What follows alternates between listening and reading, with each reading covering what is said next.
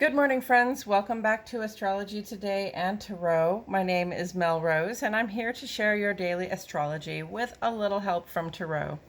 Here, I'll discuss the tarot card that sits on the side of the page. I'll make a quick review of the day's astrology, and then I'll follow up by playing another tarot card, which usually gives us something more to think about.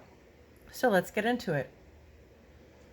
The tarot card that currently sits on the side of the page is the Four of Cups, and it relates astrologically to the last 10 days or the third decan of the sun's transit in the land of Cancer.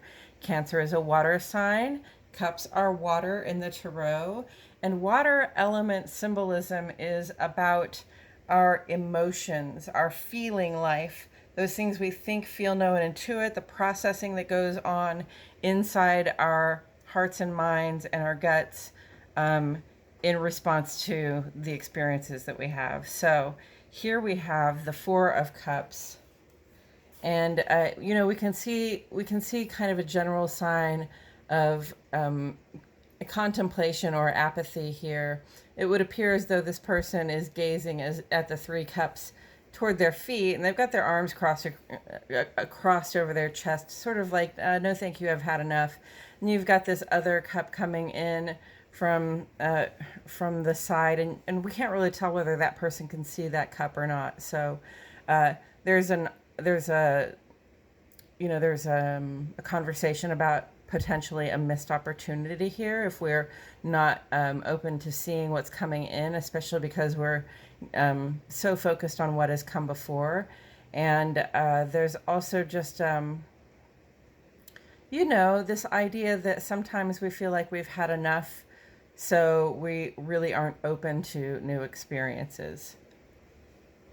And I think that it's fully okay and valid if you feel like you've had enough from especially the emotional experiences you've had lately, or if you've had some intuitive or creative experiences lately, and it feels like it's been a lot. If you feel a little overwhelmed, or just like you don't really know what you make of it all yet, it's okay to take a break. It's okay to pause the experience, the new experiences button, and let yourself take it in and process it and think about it, so you have a better idea who you are when you do open yourself back up to the new opportunities. But let's be careful not to become disconnected from the potential for new opportunities entirely. Let's be careful not to how do I say this, to allow our uncertainty about having new experiences to close us off entirely, because that gift that's coming in is potentially a very joyous gift, something that could bring us to a supremely fulfilled emotional experience at some point, right? So we don't want to miss out on the benefits of being open to new experiences just because we're afraid of what happened with our old experiences. Okay, we got to process it, and we can define the terms by which we go forward or by which we accept new offers, but it will pay to be open to new offers as well. And with all of that said, I'm going to shuffle the cards and remind myself, while I remind the cards, that the sun is in Cancer, and so is Mercury. So here we are at the end of Cancer. Cancer will be going into Leo next Friday, I believe. Yes. And Mercury goes into Leo on Tuesday. So we're very much going to get out of the Cancer vibe soon, but we're still in this height and heat of the summer vibe. So we're still going to be about nurturing and protecting ourselves and our loved ones. Cancer initiates nurture and protection. Okay, so it's important to think about ways you can show care, initiate care, initiate the nurture of those people that you like to protect.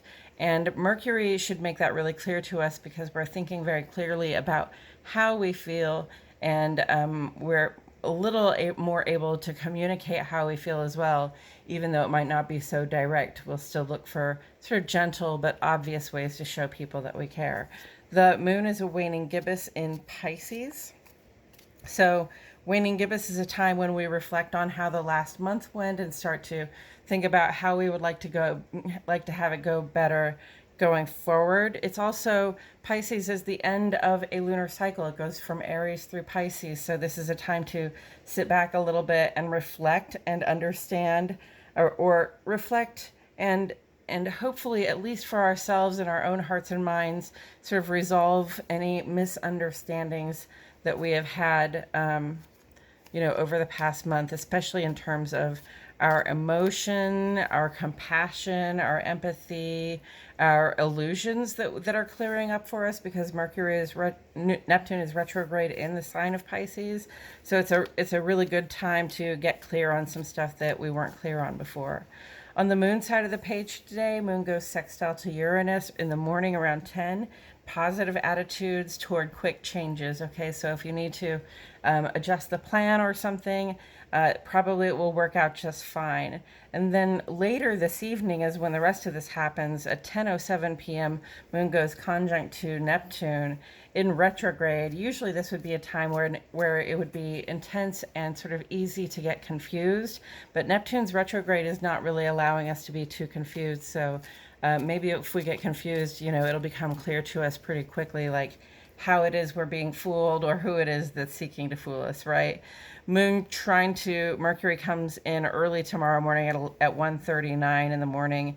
This is ideal alignment between the heart and the mind, which we have on the other side of the page here with Sun trine Moon, indicating that waning gibbous moon, and also indicating sort of ideal personal alignment between the outer life and the inner life. So that's interesting, just a beautiful set of circumstances this evening.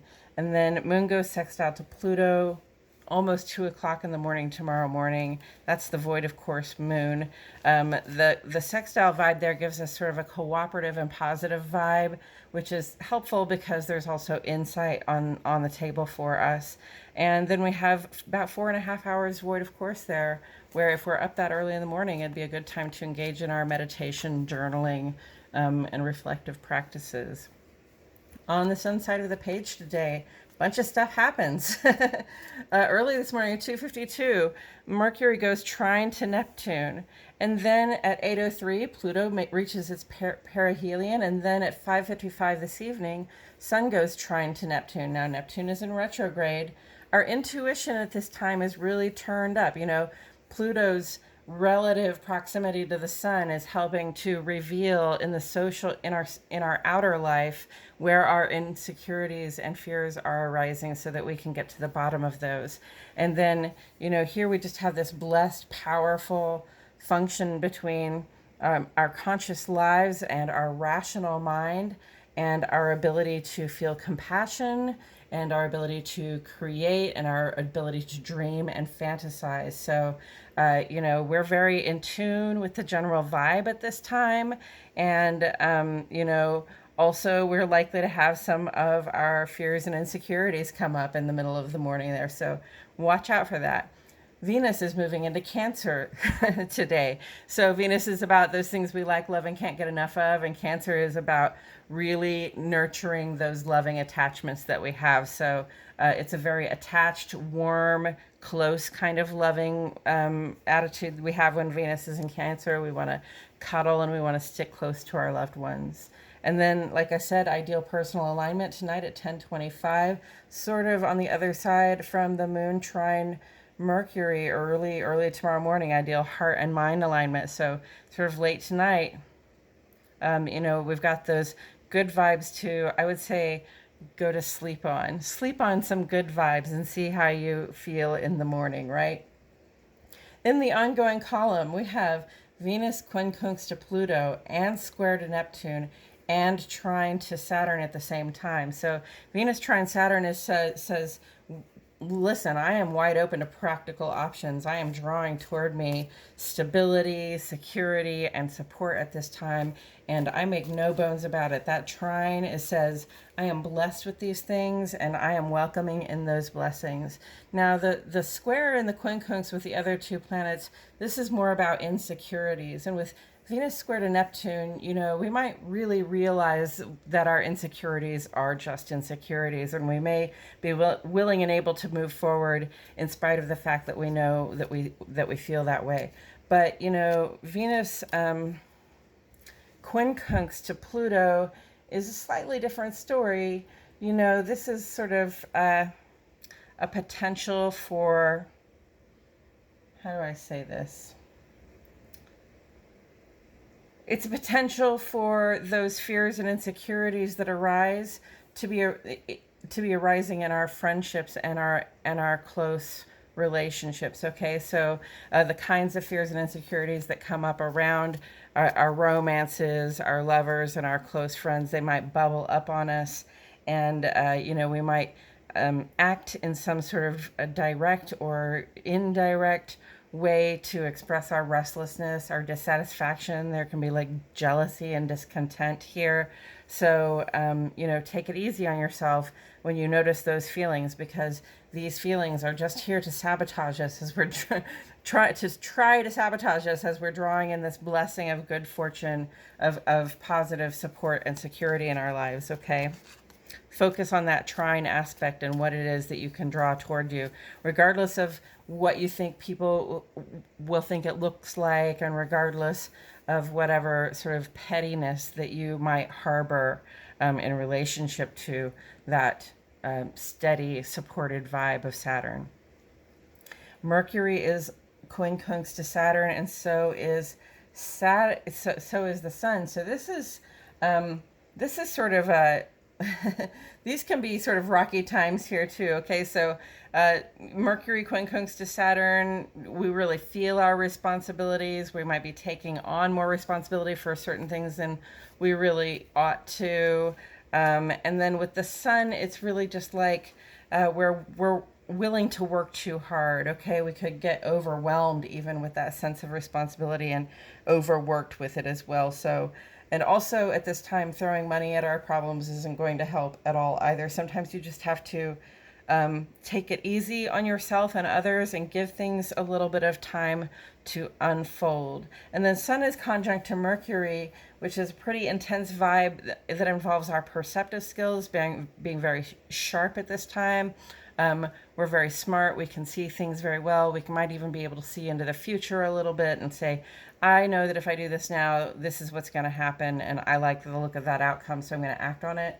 At this time, because of these struggles with Saturn trying to slow us down and you know, ask us to take the time and make sure the work is done right, this vibe here, this perceptive skill, is really best used for time management and for planning ahead, in my humble opinion. Pluto's retrograde. This is a time for personal regeneration. We all have unconscious patterns that we cling to that at some point will begin to get in our way, and you know, we have a chance to let that go at this time if we realize that we have a pattern that has started to get in our way. Saturn continues retrograde, and you know, this is about like, do the policies and rules we make for ourselves really benefit us? And you know, do we show up for our civic community the way we feel like we'd like to? It's time to sort of clarify what you're committed to right now and how you're going to show up for it. And then Neptune's retrograde just says we're being relieved of personal and collective illusions, all right? If we can see the truth, and I think that's a good thing, because like I said before, only in the real world can I make my real dreams come true. And with all of that said, I'm going to turn this card. Oh, we got the Empress, folks. That's beautiful.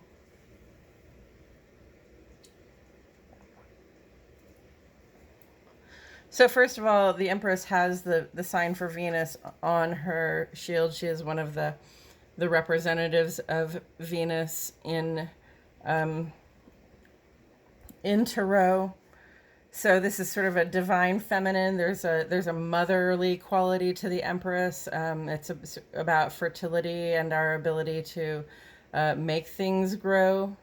The Empress is a person who's very well resourced and has a lot of power, and uses those resources and that power to care for the people that she's responsible for, right? So an empress would be like the mother of the queens and the mother of all the people in the land, right?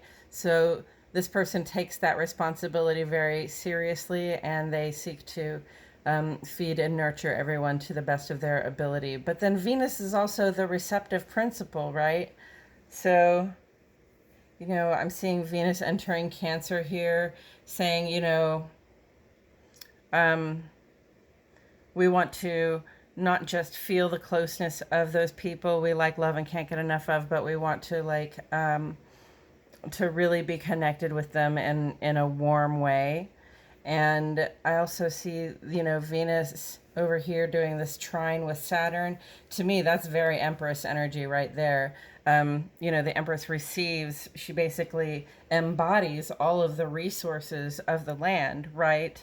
And embodying all of the resources of the land, she has all of that to give as well. And the Empress, does not dwell in negative self-talk or an illusion about herself. The Empress knows who she is and takes that very seriously.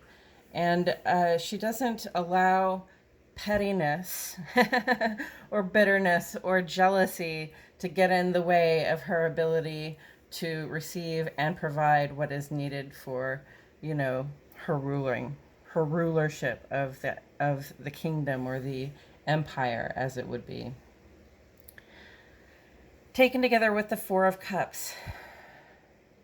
The thing about taking a break from your emotional experiences, like putting off new emotional experiences, like I always say that it's valid to do that, but also that we don't want to get stuck there, right?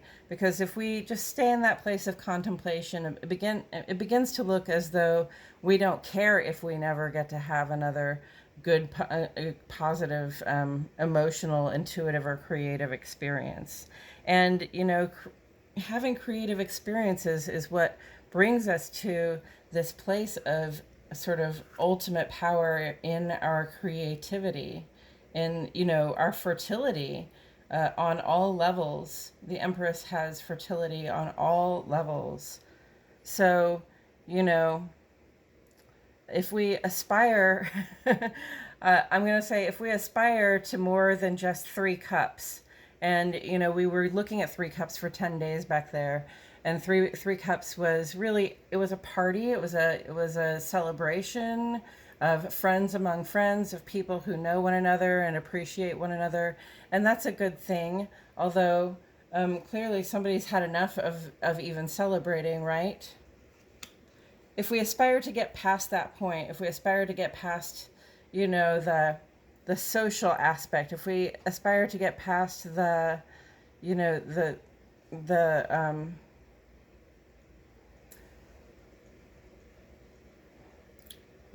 highs and lows of our emotional experience, right? Remaining open to newer, joyous, more fulfilled experiences is going to be the thing that brings us closer to complete security in our sense of what is emotional for us, and in our sense of what we create, and in our sense of what we have the capacity to connect to. So, the Empress is something that is on offer, but only if we are able to get past our past experiences and be open to more changes. The Empress is somebody who's already been through a lot of change. The Empress is somebody who's already accepted a lot of creative and emotional and intuitive experiences. And now this person, has all this nurturing and resource to share, because they were open to new experiences. I believe that's all I have to say about it today, friends. Thank you so much for tuning in. I truly appreciate your presence here.